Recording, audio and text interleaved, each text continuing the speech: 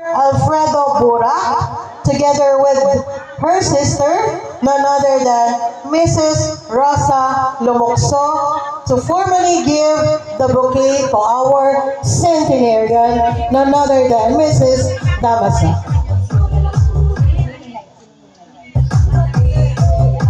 Okay. Meron ba dyang music na Beautiful in White, Mr. Maestro? Medyo isa lang po na. Wait lang po. Sige lang. Hintay lang po natin yung music para po sa video. Beautiful in White, meron po. Ayan. Let's all welcome our giving of bouquet, headed by Mr. Alfredo Burak, together with her beloved sister, none other than Mrs. Rosa Lumokso. Palakpakan naman po dyan. When we first met, I got so nervous. Naiiyak ako sa Rosa. I couldn't speak. In that very moment, I found the one thing. Naiiyak ako sa Rosa. Nakakaiyak. Okay. This in peace.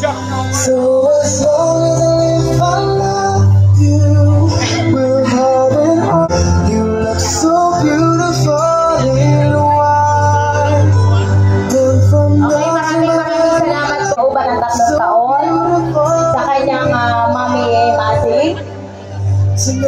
Bibigyan po din natin ng bouquet ang kanyang anak na po silang dalawa. Isa pong pagkilala at parangal Yes. sa natatanging anak na nag-alaga po dito sa Tagbak. Para po sa iyo yan, Sir Rosa. Isa pong parangalan po sa salamat po ng inyong mga kapatid sa iyong pagmamahal sa iyong mahal na ina.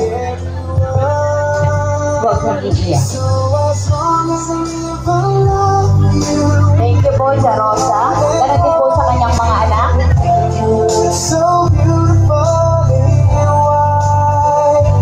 And from now to my very last breath, this day I'll cherish.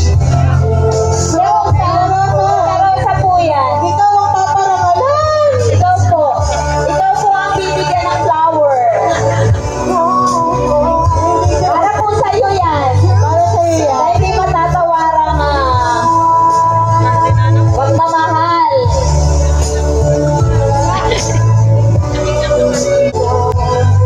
Yan.